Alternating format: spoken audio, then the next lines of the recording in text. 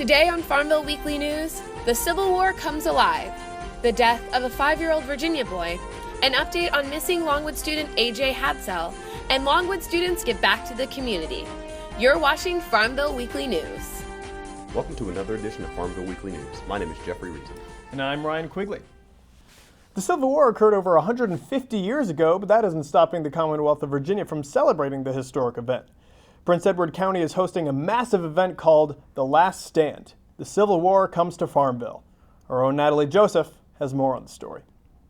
I'm Natalie Joseph, standing right here where the Civil War reenactment is taking place. All weekend long there's going to be cool events, and I came straight here to check them all out. Last Stand. The Civil War comes to Farmville. March 28th in the evening, but all day Sunday, March 29th. First, the weekend of events began on Saturday, March 28th with a Civil War reenactment of the Battle of Sailors Creek. There, spectators got to witness horses, men in classic Civil War uniforms, see cannons and guns being shot, as well as got to interact with the reenactors. They carry those large banners.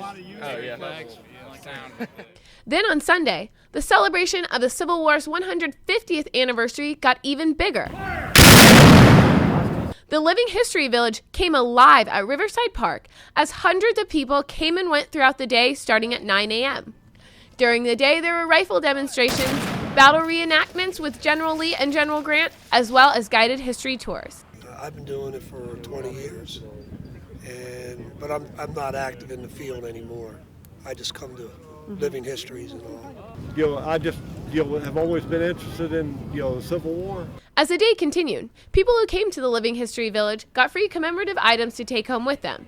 When the Confederate Army surrendered, they were still considered enemy combatants. And they had to be given a little piece of paper. And if they wanted to get back home, they had to be able to show that piece of paper before they could get on a train or before they could pass through some village. It took many reenactors and volunteers to put on this huge weekend of events. They saw me doing it in Buckingham and asked me to do it for this. We are volunteering, handing out the maps for the event that's going on in the Civil War. Other events that people could attend over the weekend were Highbridge Trail tours along where General Lee retreated from the Union Army, Civil War artifact exhibits, and town tours that included the Confederate statue. The flood of people who came through Farmville this week won't stop soon, as the celebration will continue with the Virginia Historical Society's panel exhibit, which will run until Saturday, April 4th. All of the events put on this past weekend were sponsored by the Heart of Your Adventure and Southside Electric Cooperative, and I can surely tell you they went out with a bang. For Farmville Weekly News, I'm Natalie Joseph. Some sad news out of Pulaski, Virginia. On Thursday, the body of 5-year-old Noah Thomas, who was previously reported missing, was discovered by authorities in the septic system on his parents' property. Before the discovery of Noah's condition, Noah was last seen watching cartoons in his parents' home. According to authorities, Noah's parents have been compliant with the investigation, and authorities are looking at the case from every angle.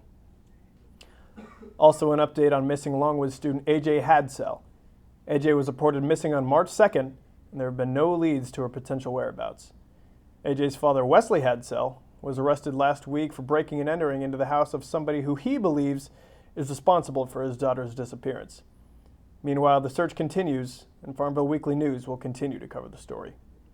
Longwood University values itself off of citizen leadership, and the big event, an annual event hosted by Longwood, gives students the opportunity to give back to the Farmville community. Katie Windlemeese is here to tell us more on the annual event. The day started out cold, cloudy, and with snow flurries, but that didn't stop over 300 Longwood University students from showing up and volunteering for a day of service at the big event. The big event was hosted on Saturday, March 28 for the 6th year in a row. Students volunteered to express their gratitude and thanks to the Farmville community for their continuous support. Logan Stegall, a senior, has participated in the big event for 3 years and explains why the big event is important. I think it's important because we kind of struggle to get the Farmville community and the Longwood community to get together sometimes. So it's a great chance for us to give back to the community because we kind of take over the town when we come back to school. The big event is something that will continue through the generations here at Longwood. For Farmville Weekly News, this is Katie Windlemeese. This has been another edition of Farmville Weekly News. I'm Jeffery. And I'm Ryan Quigley.